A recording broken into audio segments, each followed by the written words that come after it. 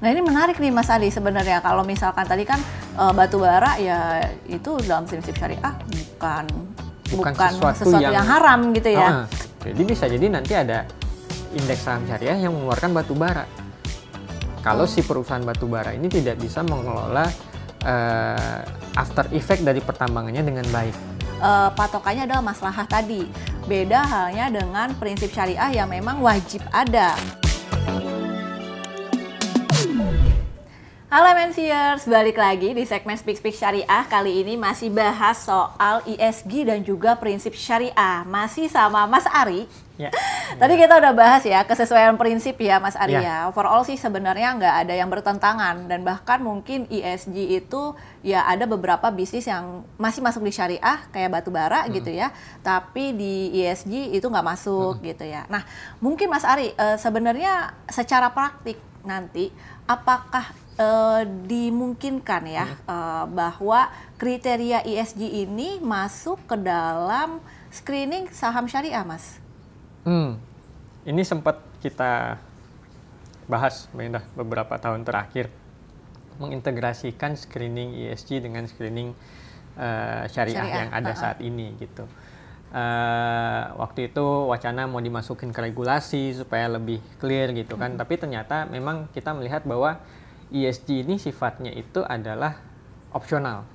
Sementara screening saham syariah kita sekarang itu kan menghindari yang memang kata hukum Islam ya nggak boleh gitu. Ribanya nggak boleh ada riba, nggak boleh ada non halal. Bisnisnya juga nggak boleh yang non halal gitu kan. Bisnisnya harus yang halal-halal aja, yang boleh-boleh aja gitu kan. Nah, gitu ya. Itu kan screening syariah kita sekarang gitu. Jadi prinsipnya ini menghindari yang haram.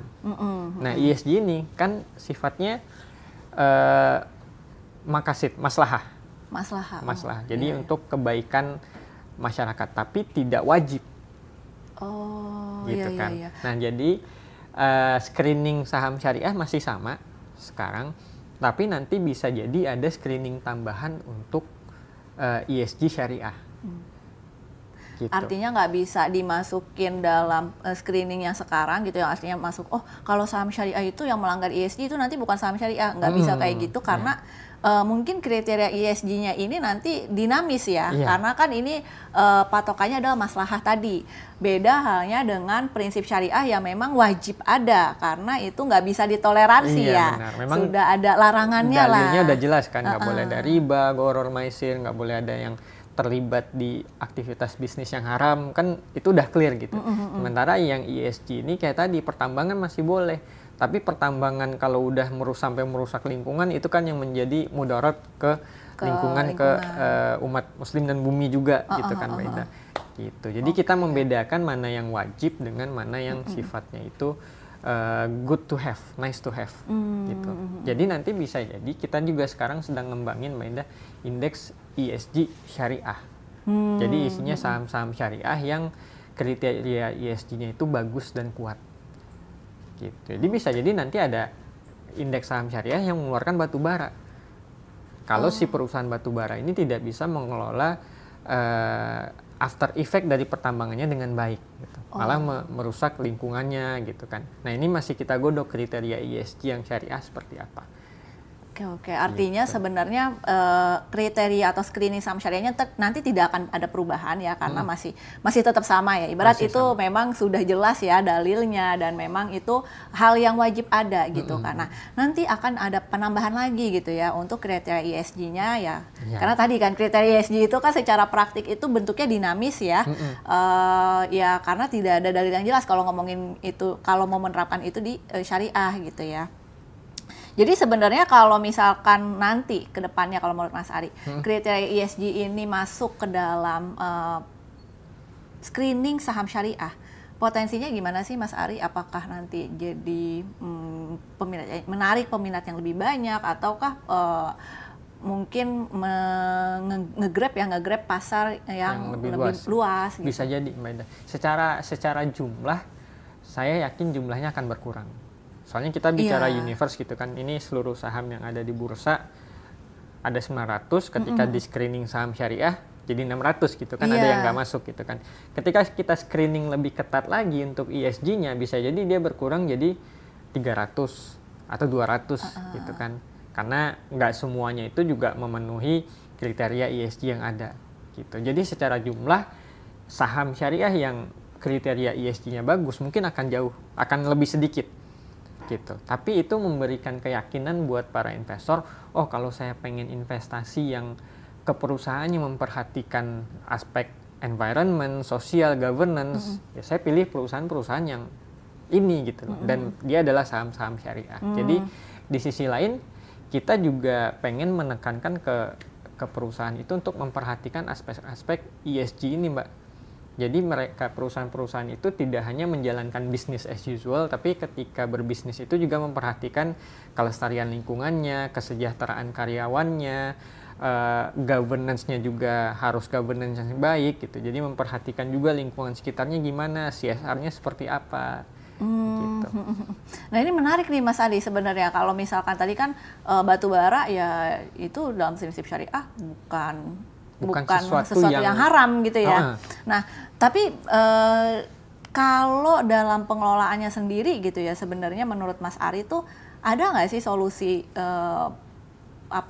solusi praktis lah ya Mas Ari ya, supaya si batu bara ini ya pengelolaannya bisa sesuai dengan prinsip syariah gitu ya, sesuai dengan kriteria ESG gitu kan, atau mungkin bisa jadi ya perusahaan-perusahaan lainnya lah gitu kan, sehingga kan ya tadi ketika di screening gitu ya, tambahan screening ESG itu nggak dikit-dikit banget lah gitu kan, saham yang sesuai masuk ke dalam screening itu. Ya, kalau untuk pertambangan, pemerintah sekarang kan juga sudah mewajibkan adanya smelter, Mbak, yang ada pengelolaan untuk after effect-nya.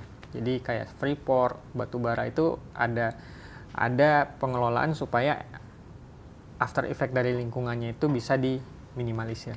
Gitu. Di samping itu kita juga ada yang namanya IDX karbon, Mbak, atau bursa karbon.